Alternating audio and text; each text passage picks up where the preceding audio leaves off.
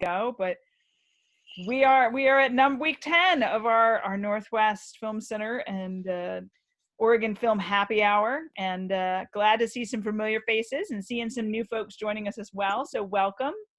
I'm Amy, and December is to my far left. She has the beautiful poster of Spaceship Earth behind her, and that's our first foray into virtual cinema. And we're one of the top 10 markets, and so we did pretty well with this first foray into the virtual cinema of it all. And so it's extending its weekend run. So if you haven't seen it, it's a crazy movie. And Saturday night, Pauly Shore, for those of you of a certain age, is actually hosting the screening. So I would highly recommend, if you are of that sense of humor and sensibility, that the Pauly Shore screening of that will be something to remember. There's a teen rumor out there that he'll also show some of his early 90s hit Biodome to go along with it. So just a little sneak preview for those of you who showed up on time. But just a huge thank you as always to Tim Williams for being by our side throughout this whole thing. He is amazing. And for our guests today, and Tim, if you don't mind introducing our fabulous team, and then I'll do some house cleaning. No, I don't do that. I don't know. Maybe you guys have cleaned your house from top to bottom. I'm not one of those people. So.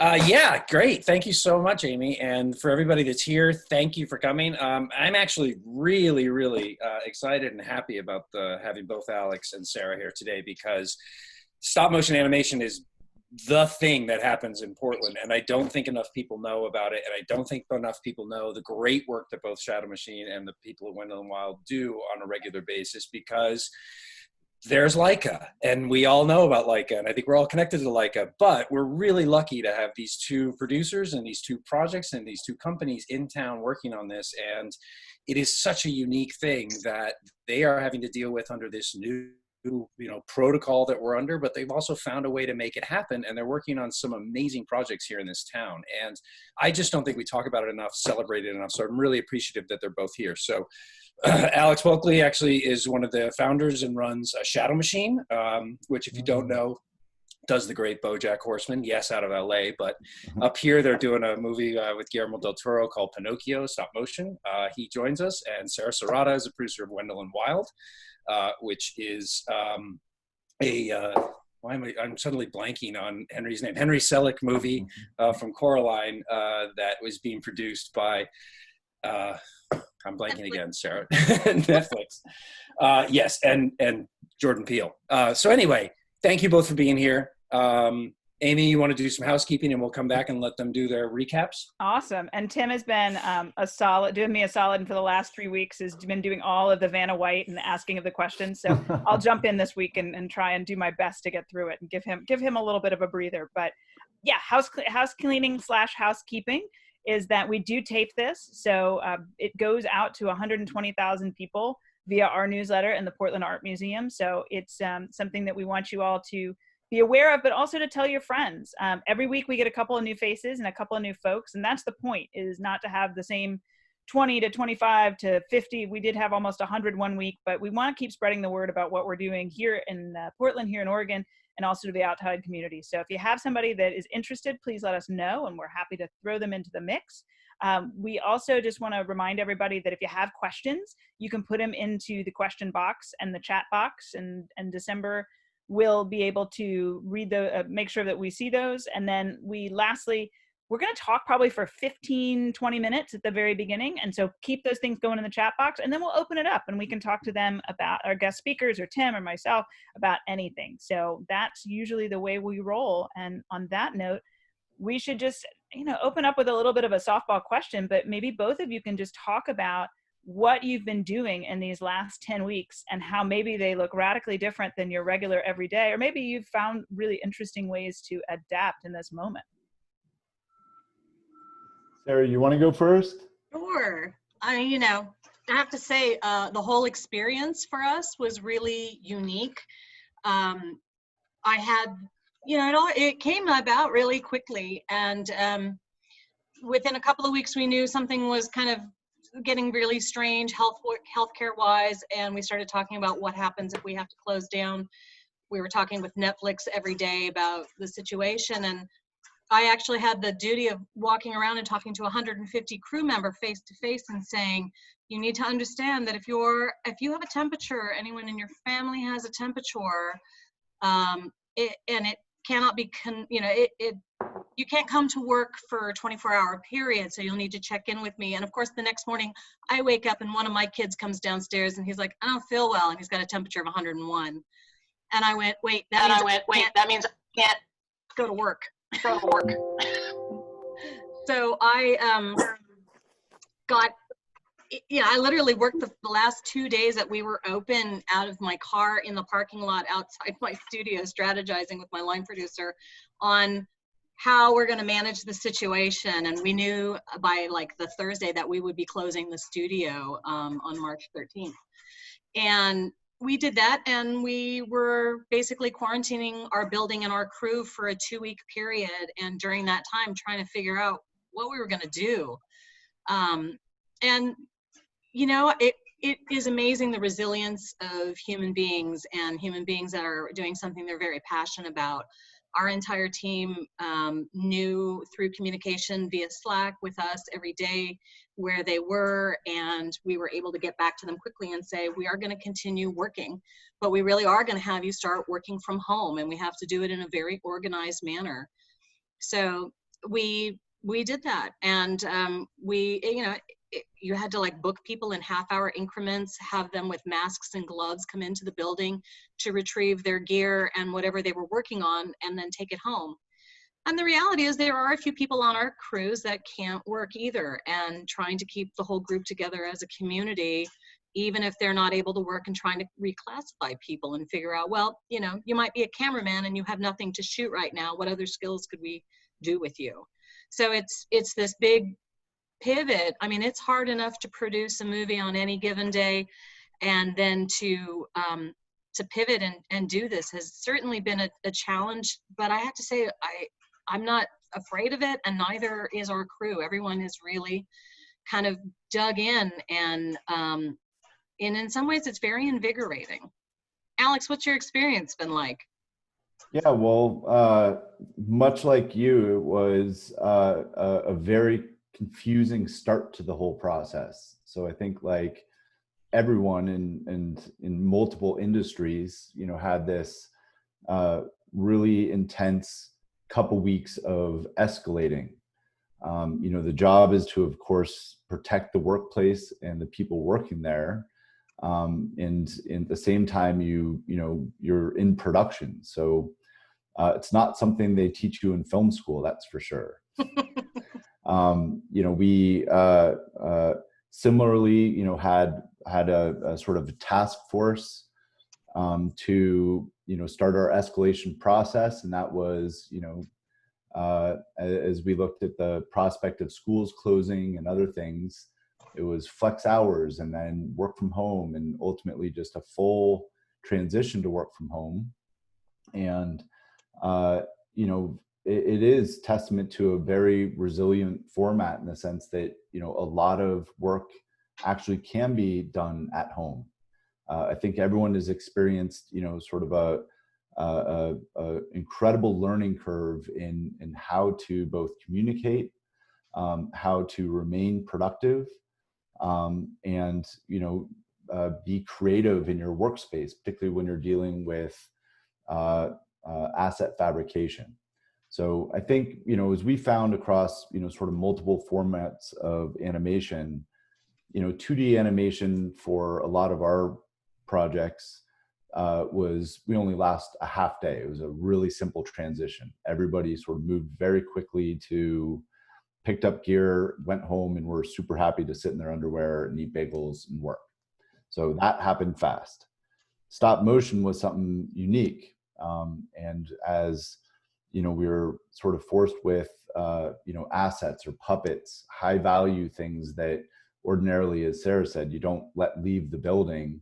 We're suddenly sort of getting sent around to apartments and houses throughout the Northwest. And, it put a big burden into the coordination. A wonderful production supervisor who works with me, Melanie, puts it best when, the the idea that people don't quite appreciate the production staff on these movies or other types of projects suddenly had a great appreciation for that pipeline of information, the communication, the ability to turn to someone and say, is this, safe? Is this, reasonable to do?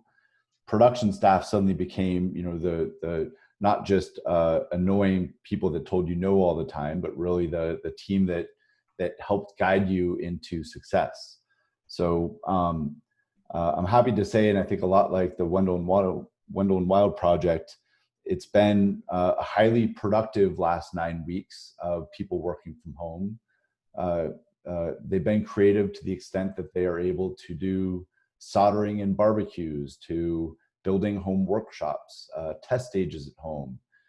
We've been gathering a lot of behind the scenes footage of everybody in their home situations, and it's fascinating. I mean, I think, really incredible to see how people solve problems.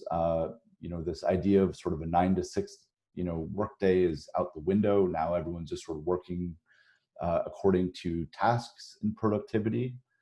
And ultimately, and again, I think this is, similar in my experience, Sarah, is that there's a great community that has sort of found itself by way of this process.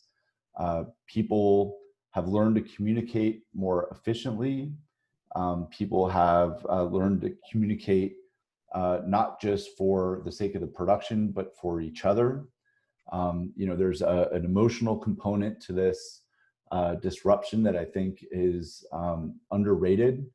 And it really helps on productions like this to have people to talk to and share experiences with. So, it has been interesting. And yeah, I think, and I'll sort of dive into this, sort of forecast of what's coming. And Sarah, it would be good to sort of hear your experience with this as well. But we are starting to see, sort of the light cracking through, starting to plan, I think, like many industries, for a return to work.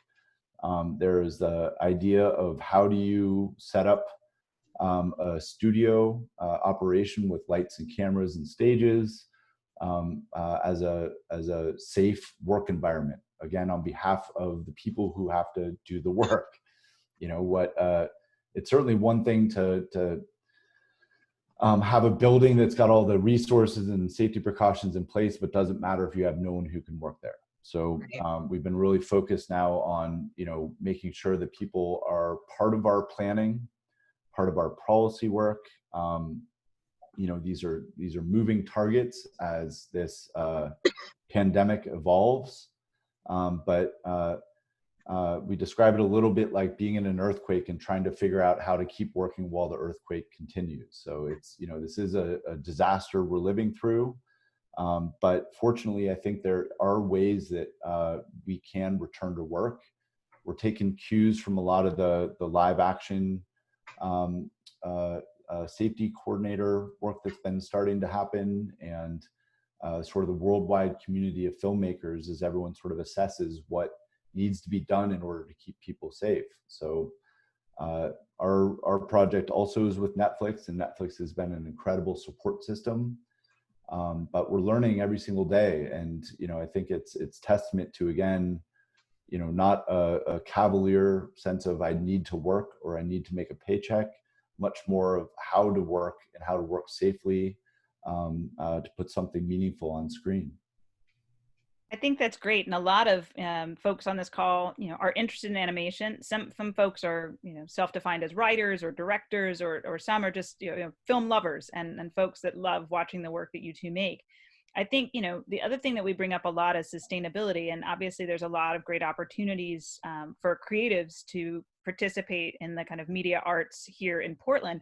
But as you said, you're working with Netflix, and I would imagine on other projects, you're working with other distributors and networks in different places, and really going back and forth between, I would imagine, here in LA, but perhaps other places as well. Maybe if you don't mind sharing some insights on how that process is working, because I know that there's folks that maybe have just had their film in a festival, but maybe didn't get to premiere it in the same way, or maybe folks that are shopping around a project or are on teams that production got halted here in Portland. So I think it'd just be interesting from your perspective how you're working with your counterparts elsewhere, and how you're working, maybe a little more specifically, without naming names, with some of the networks and the distributors that you're trying to also navigate this with. Mm-hmm. So in my particular case, in this show, I'm only connected with Netflix during this time period. I'm not working with any other distributors. So it's solely been that experience for me. Yeah, and I think, Netflix has proven to support their various productions head and shoulders beyond a lot of the other players. We have the pleasure or burden, depending on how you look at it, of working with a lot of different wonderful studios out there, and each one's sort of a mishmash. But what I can say is that the entire sort of LA entertainment industry is now operating on Zoom, much like this. There's been sort of a moment of seeing people's houses, seeing where they live, seeing them in their pajamas and messed up hair, that again sort of takes the edge off typical, sort of swimming sharks and flying arrows. So I think people are very forgiving in terms of the commerce of where we are.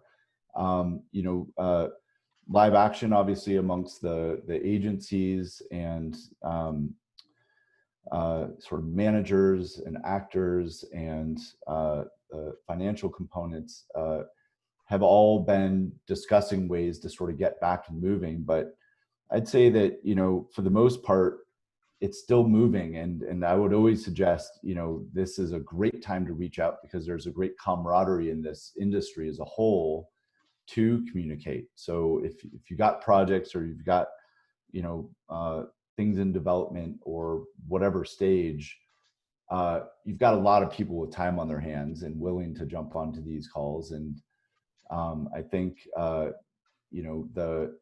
the up close and personal Zoom as a tool has been very effective. In amongst a variety of projects we deal with, the Zoom pitch model may be even a better thing than in-person stuff, believe it or not. And I would have argued with that concept months ago, but it allows a certain intimacy with people. And again, there isn't such a performance as much as just here's the creative concept that we're working with, and people understand that. So I'd say that, it's a great opportunity to really get out there and communicate, because I think right now what the industry needs is communication more than anything.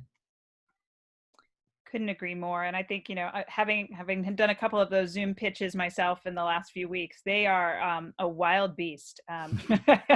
It's humbling. You think you kind of had it down, and then all of a sudden you're like, oh, and there's my kid, and you kind of like throw in the elements. It all gets very, very loosey-goosey. But let's talk for a minute about, opportunities in animation and what you guys are forecasting. I think nobody has a crystal ball here, and everybody in their respective situations and lives is really thinking about this in kind of a point-to-point navigation of just, we take one step forward and hooray, and then we go back. But what are you all seeing? And, I think that there's a lot of folks that are, really thinking creatively about what's happening here in Portland, but also, really thinking globally as well. And I know that you two are on the forefront working on these projects with all sorts of collaborators, hearing what's happening, here in LA, but also just throughout the world, because both of you have, very interesting collaborators attached to the projects you're working on. So what are you seeing coming down the pipeline in a kind of more macro sense?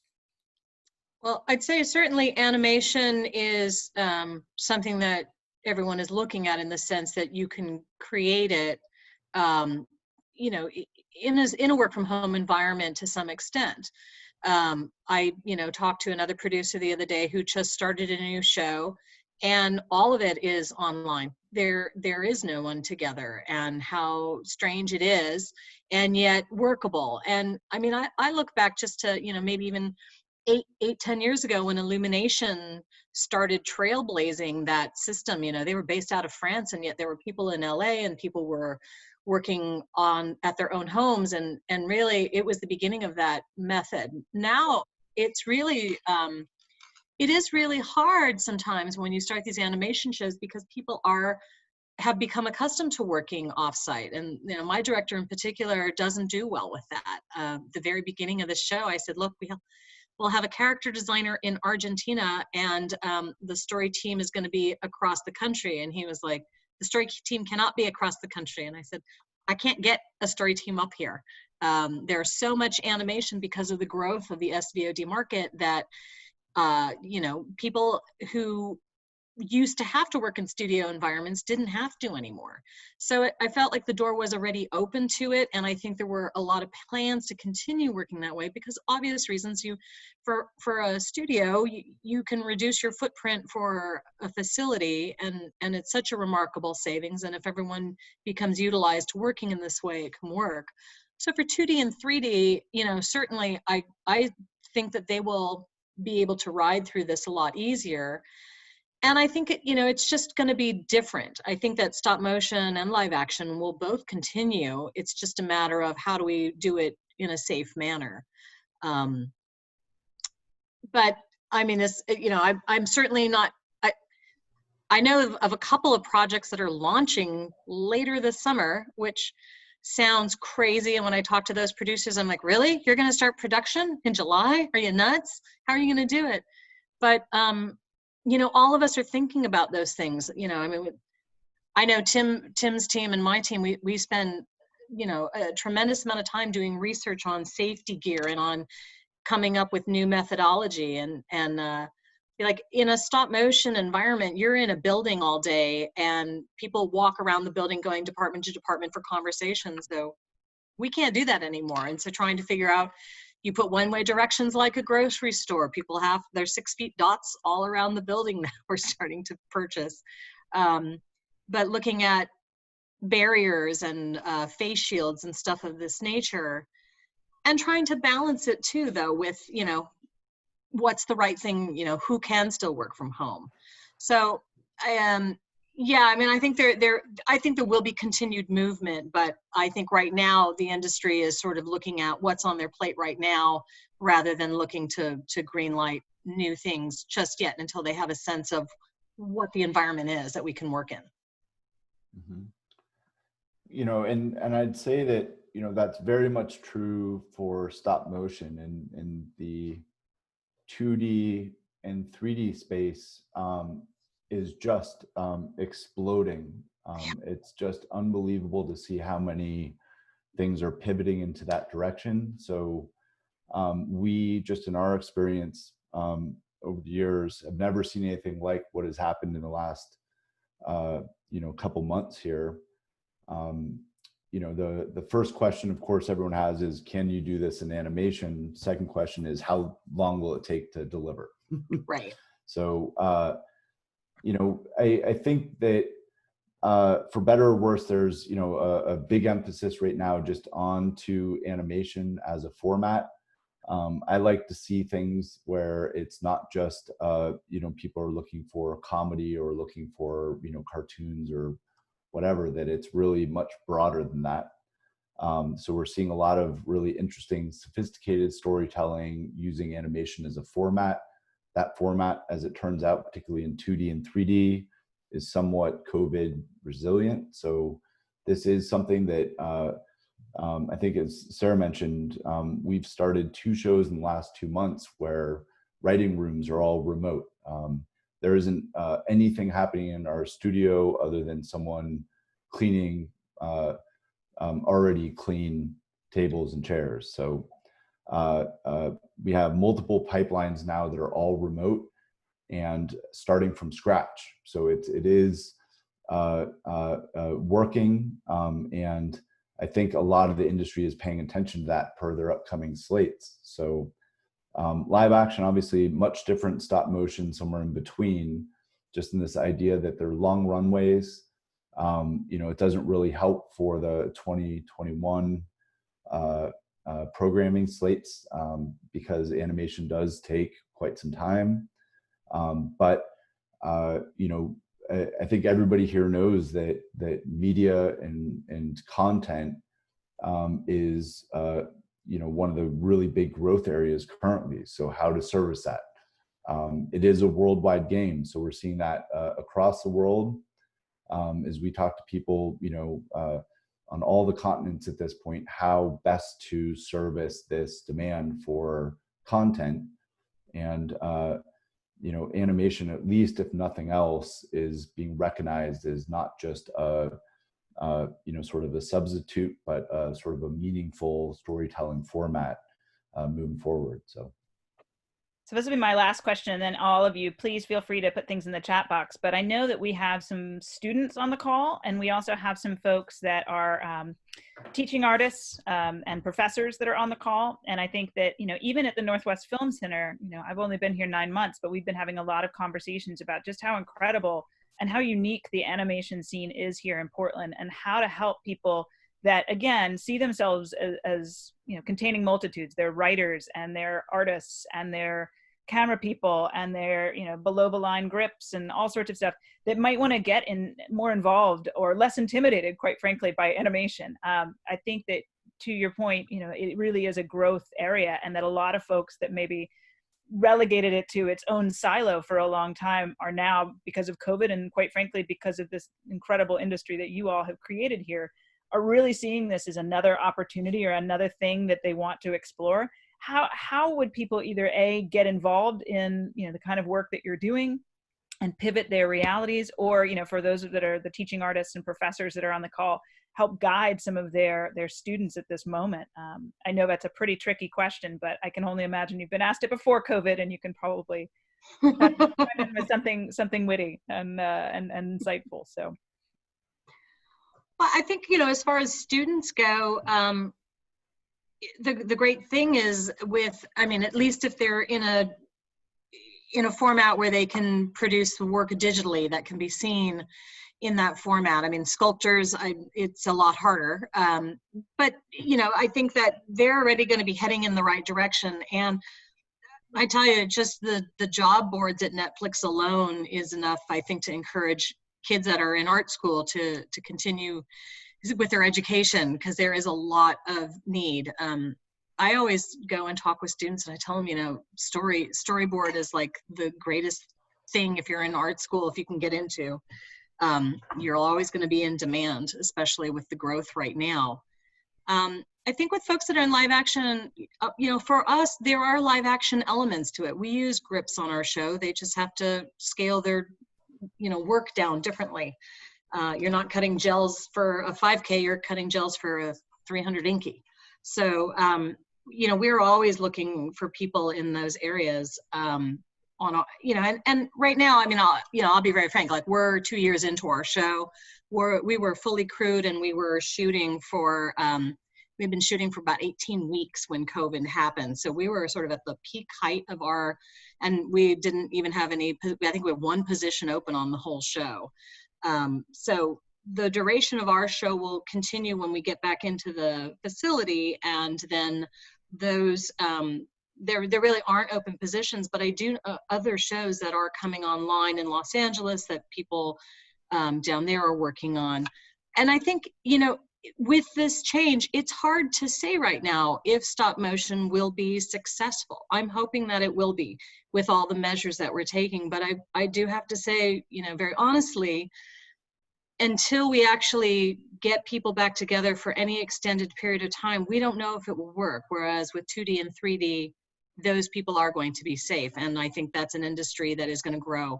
Writers, I can't tell you how many times, especially when I was living in LA, and I used to work for Mattel. I was head of production for that company, and trying to find good writers is always a challenge. And I know that there will be a huge growth in that area for people.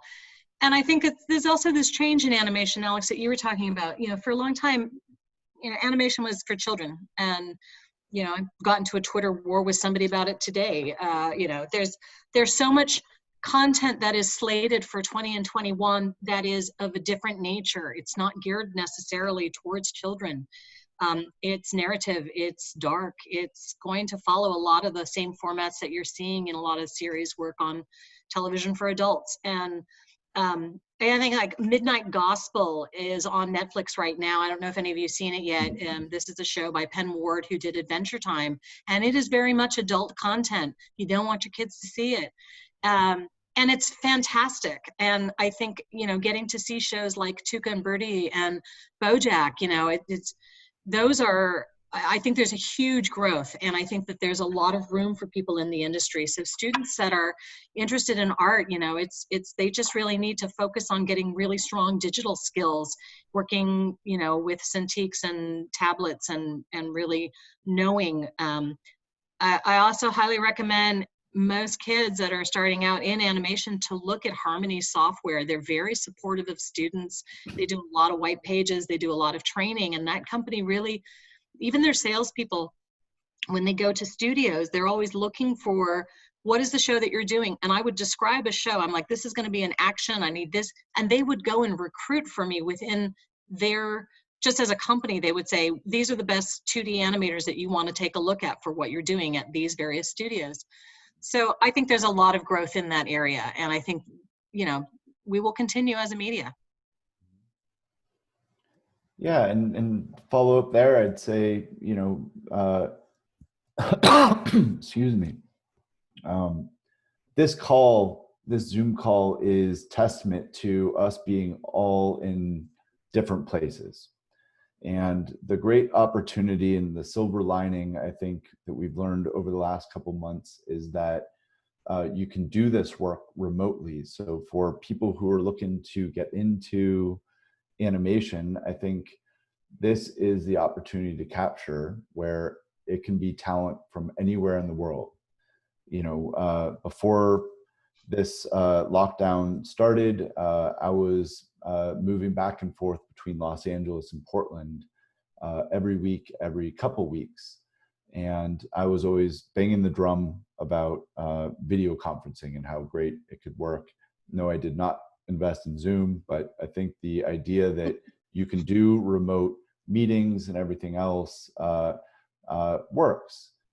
Ultimately now, you know, as we, you know, staff various projects, we are no longer looking at that geographic location. We're looking everywhere in the world. You know, Right. Who can actually, to Sarah's point, who's the best board artist for this particular show, this seat on this particular project, from the worldwide talent pool. So if you're coming into the industry with, you know, sort of a bent toward animation, I would look at it like it doesn't matter where you are, as long as you have, you know, sort of the skills and the ability to communicate remotely like this. I think, you know, you can be part of that talent pool on a, you know, worldwide level. I think it's an exciting time and part of that silver lining that we're seeing. Yeah. And no, I don't go to LA anymore, and it's been a pleasure. We'll just leave that out there. If anybody's calling in from LA, we love LA, but Portland's pretty great too. Tim, anything you wanted to add to the mix? And everybody, feel free to add questions to the chat. Don't be shy. I haven't done animation since Pee-wee's Playhouse, so I'm a little rusty myself. So I'll you know, continue to ask questions, but this is everybody's forum. I was just going to ask the two of you guys, I know you're either in the middle of it or about to try it. You know, you need physical people in a room in a very enclosed place to do your stop motion, whether that's an animator or a lighting team or a, you know, however that may be. Have you started doing that yet? Have you started working through that yet? What is going to be the process, if you can share it? And if you can't, that's okay too. I can share some of it. You know, for example, we were in the middle of shooting, and so those shots are on hold. We physically are not in our studio, and it will be a while before we re-enter. So we had to pivot, and so in stop motion, the way that it works is you have camera teams, you have an overall DP for the show, but then you have lead lighting cameramen that run those departments, and they have usually a grip and an assistant camera that's on their team. But they go into units, they prep the units, and then they leave, and then the animator goes in, and when they animate by themselves. So knowing that, we got into this situation where we had all these lead camera we have 3 lead cameras that are working from home that can't be at home. So we said, we want you to look at the animatics and we want you to do camera blocks. So this is not something that they normally do, but they're now sitting there on plans drawing out, and it's amazing. I get these beautiful shot sheets from my camera team now, and that's a totally different process for them. So, we are looking at how do you go back into that environment. It often is one person, but there is a moment, it's last looks, where you go in right before you start shooting, and we're looking at, there's a system of lining up those that need to go in on dots outside the stages, and they have face masks and shields on. This is what our intent is. And then there's an assistant director who will call in who needs to come in, and they have to be in there for 5 minutes or less. And if they're at high risk, then they don't go in. We have the ability to broadcast through Dragon, the software that we utilize for stop motion, a web address, and then like the director or myself, if we weren't able to be on the stage, you could just pull it up on your phone or on your computer and see the live shot and say, approved, go ahead and start shooting. So we're looking at all kinds of different plans on how to get people back in, but not allow them to be around each other. I gotta tell you guys, the hardest thing right now that I'm dealing with is craft service, because in animation, it's very different than live action. It's not set up the same. Like, we have a kitchen. Tim's studio also has a kitchen, and we're like, oh God, nobody can go in the kitchen now. Like, how are you going to get coffee? That's like the biggest conversation all week. And my idea, which everyone finally agreed, is every crew member is getting a thermos, and there's a PA who comes in the morning who's the only one allowed in the kitchen, and then they have to brew everyone's coffee and leave it out. And then they're the only one that's allowed to pick them up with gloves on, put them in the dishwasher, wash them, clean them, and prep them for the next morning. And they're getting paid extremely well for the first time in their life if they get that entire combination correct. Right? That's insane. That's exactly. Insane. But, we went so far as to set up our studio so it would be ecologically really friendly. There's no paper cups, plastic cups. Everyone uses mugs and refillables, and we have bevy machines and coffee machines, and like all of that's out the window now. And we were really fortunate. We moved into our studio. It used to have a demo kitchen for food prep for commercial work, and it has 2 ranges, 6 burners, 2 ovens. I mean, it's like the most fabulous kitchen, and every day about 25, 30 people from our crew go in there and cook together. And it's been it's like the kitchen at a dinner party. It's the hub of our studio, and now we can't use it. I love the COVID. It's really been a challenge. Yeah, and I think to her point, stop motion is obviously very similar to live action, but distinct in really key ways. It allows it to get up and on its feet sooner. You can do more of a surgical strike, bring people in isolated ways, and really do it with a sort of more sort of determined process for safety purposes. So one person at a time will allow it to continue. And, just not the big huddle that you ordinarily would see. It's not going to be as fast at first as it was before, but hopefully as, the situation develops and vaccines come up, I think then we're back at it. But in the meantime, it just has to be a very sort of dedicated process for, the safety of the crew that are anywhere near each other. It's just, now is the time to do that. Looks like we have 2 questions, and if one more pops up, we'll hit that one too. But the first one is from Valerie, and she asked, what types of collaborations or partnerships would be most beneficial to you now and in the future? I think what she's trying to say is kind of, if there's students that are getting ready to enter the workforce, how are you dealing with things like job placement, guest speaking, internships, shadow days, all that stuff that I'm sure that you and many other who are industry leaders on this call, we're providing those opportunities. What do those even begin to look like, and how are you all, helping potentially support creative students coming into the next phase of this?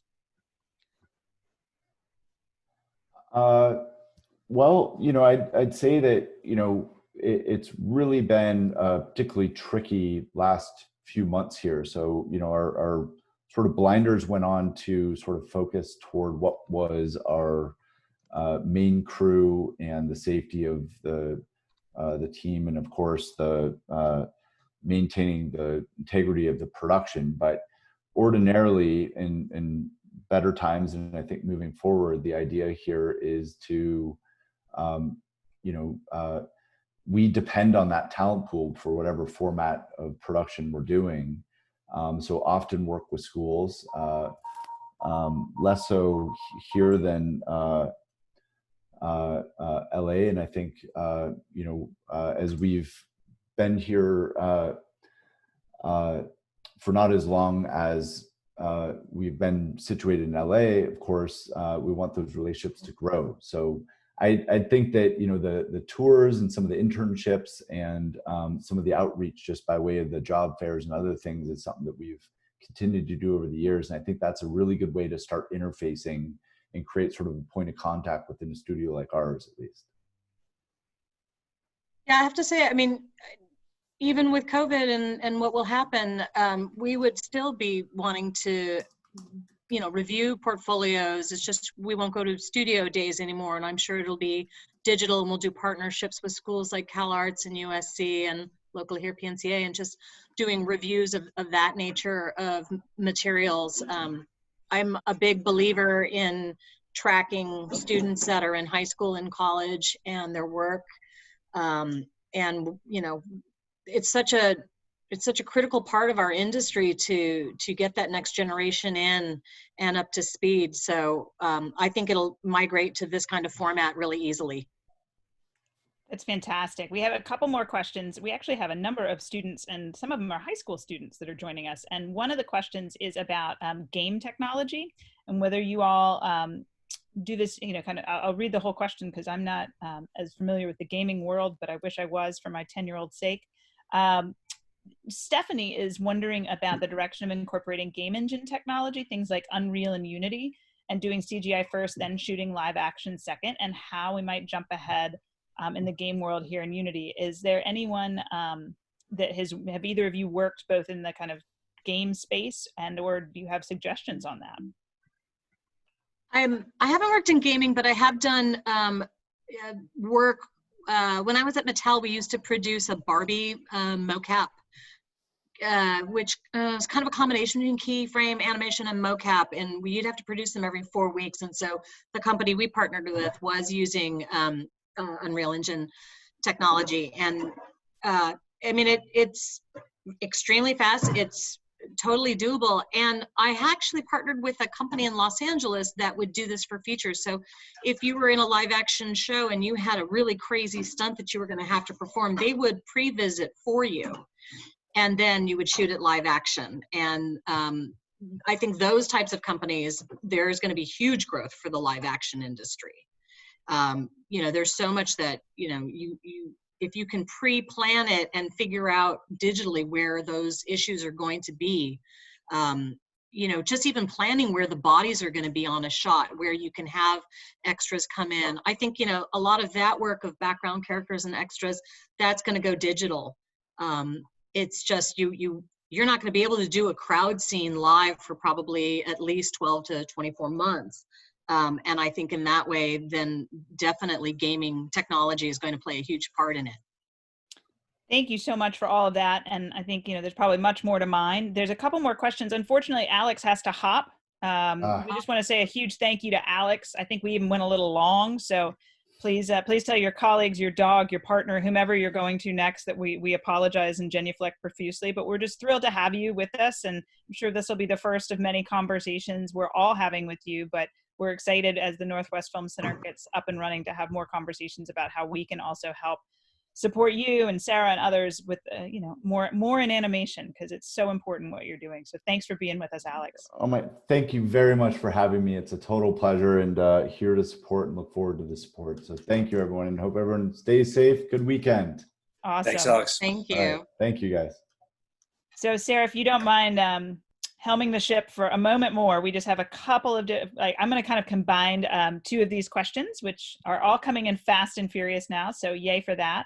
But I think, there are a number of questions in here about innovations and the innovations that you're seeing, that may continue. I mean, it came up earlier about, 5-minute pitch sessions. It came up earlier that, even with our friends at Shadow Machine doing some animations and things in their barbecue grills. I mean, I think there's so much that people are experimenting with right now.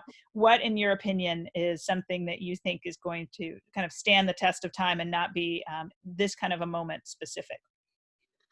I think it's much like how we watch the DVD market transition to a digital market. I think the same thing will happen with all storytelling.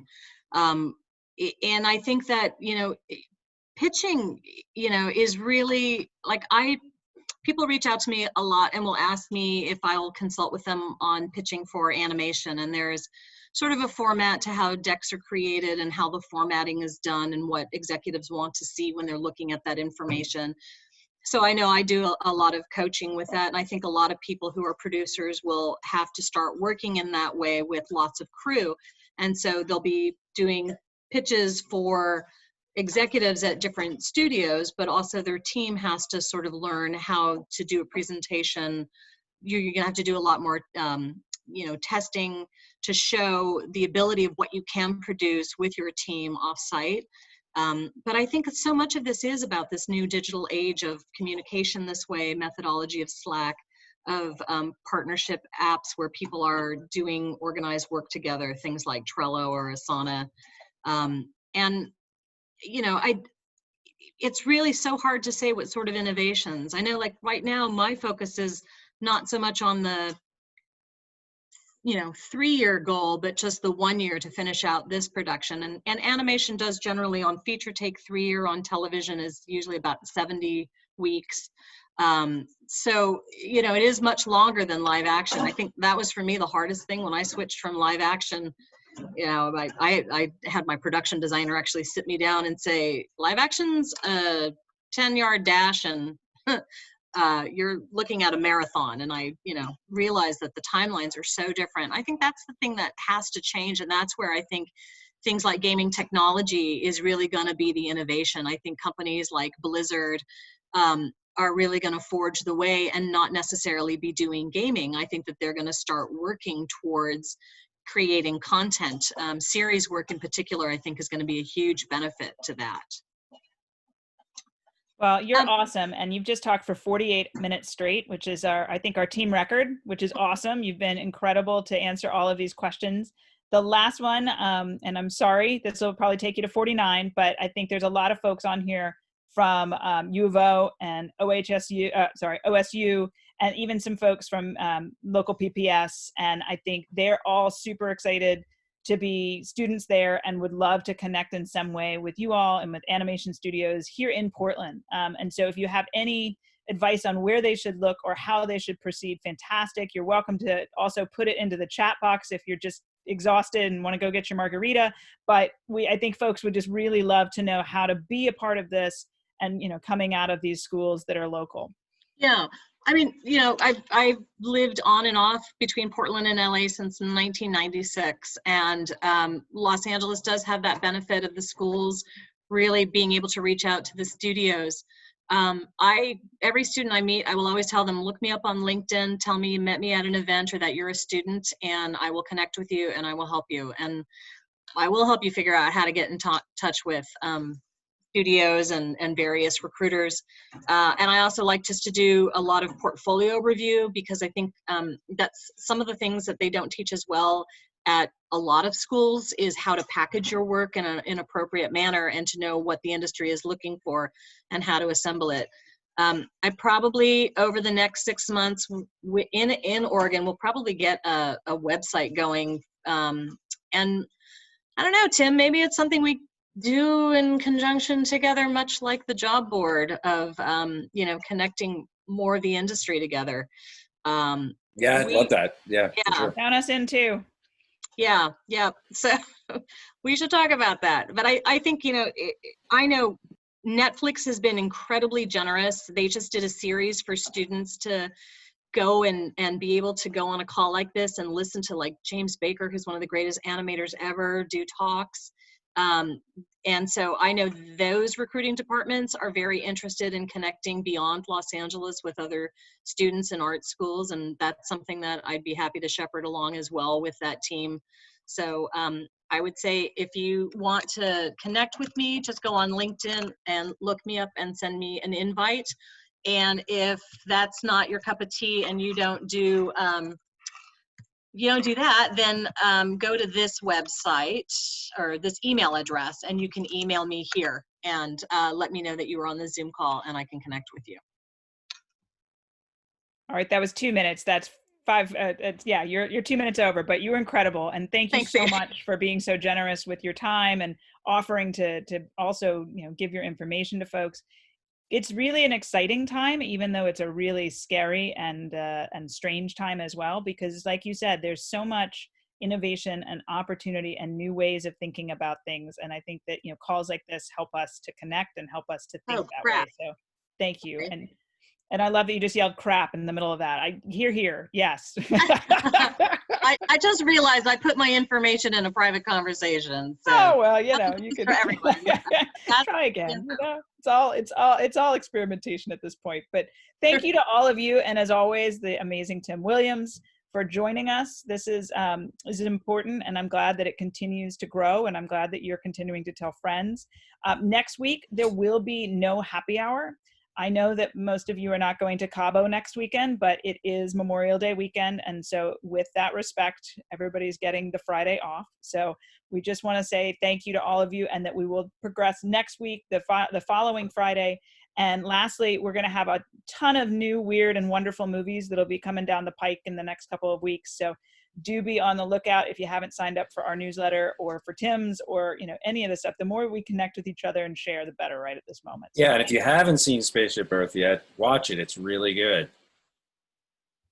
And the next couple of weeks are pretty crazy too. But start with Spaceship Earth. Start with Pauly Shore. I want somebody else to watch the Pauly Shore one with me and then talk about it. So maybe that'll be the next. So yeah, and Sarah, you've been terrific. Thank you so much. Thanks for having me, Tim. Thanks, it is Amy. amazing. December. All right. Bye, Thanks, guys. everyone. All right, guys. Thanks. Bye.